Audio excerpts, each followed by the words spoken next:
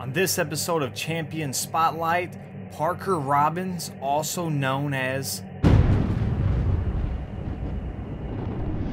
the Hood.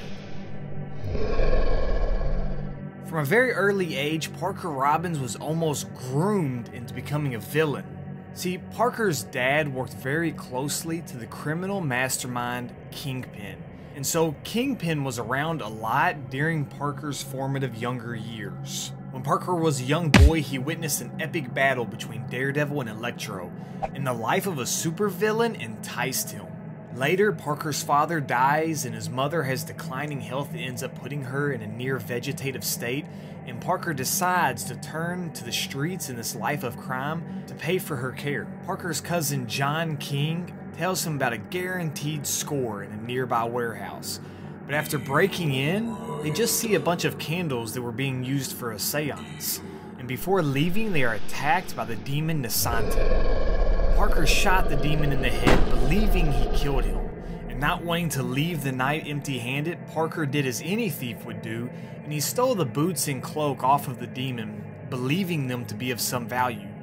Later that night, Parker encounters some thugs, and to get away, he put on the demon boots, and to his surprise, they allowed him the power to run on thin air. And after an altercation with his cousin, he also discovered that the cloak gave him the power to turn invisible whilst holding his breath. After finding these powers, Robbins decided to use them for some petty crimes until King again convinced him into stealing a shipment of diamonds that at the time they didn't know belonged to the crime boss Gollum. Robbins steals the jewels, and in the escape he killed a police officer. And after this he was dubbed the Hood, and he was wanted by the police, Gollum, and some FBI agents. Now, Robbins eventually tricks police into shooting one of Gollum's henchmen, thinking it was him, and thus clearing his name with the police, but further angering Gollum. And he also finds himself other enemies, including White Fang, the wife of the slain officer. The Hood then goes on to raise a team of super criminals to control all organized crime. He has some run-ins with the New Avengers and even works alongside a lot of great villains. He finds out that his powers actually come from Dormammu, and that he even has power to raise people from the dead. The cloak and boots give the Hood many mystical powers. He is able to turn invisible, initially through holding his breath, but later through just thought. He's also able to walk on air, and at one time it appeared as though he could shoot electricity, although he was not in full control of this. Robbins also has the ability to transform demonically when under duress, gaining physical strength and speed to match Wolverine in one-on-one combat. In this demon form, his voice changes and he can sprout spikes from his hands. According to Doctor Strange, Robbins' powers will eventually kill him as the Nasante consumes his mind, body, and soul. And the powers from Dormammu do become too much, and the Hood became so dependent on them, he ended up just becoming more of a mindless demon host.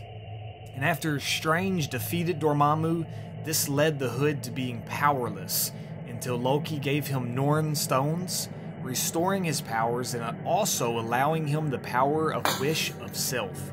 So whatever Parker imagines himself became true. The Hood had a pretty rough go at life and never really amounted to the things he wanted to amount to. He also never really achieved any of his criminal mastermind goals, and at one time he even wanted to be the Sorcerer Supreme, but instead that became Brother Voodoo or Dr. Voodoo. But in the contest, the Hood is a straight beast. The Hood is able to turn on his invisibility, which makes incoming attacks have a 45% chance to miss.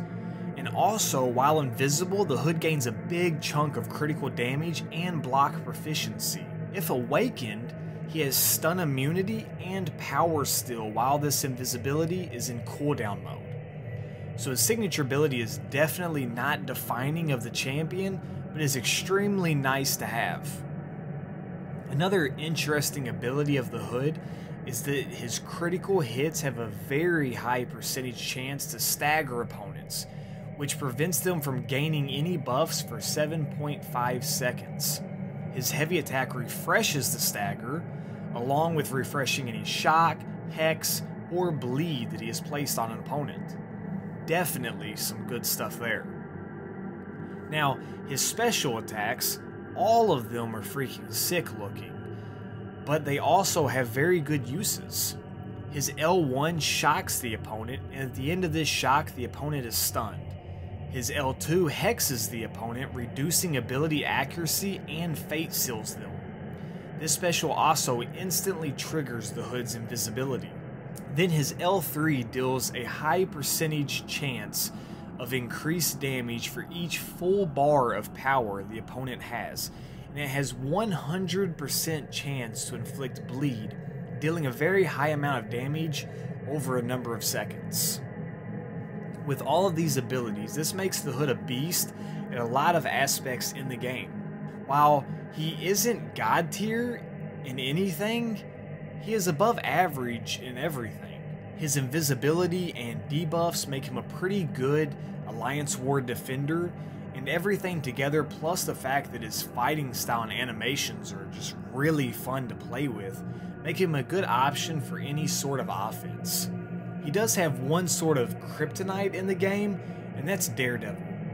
See, the fact that Daredevil is blind and doesn't rely on sight while fighting makes him immune to the effects of invisibility, so that is something to keep in mind if you're playing with or if you're playing against the Hood.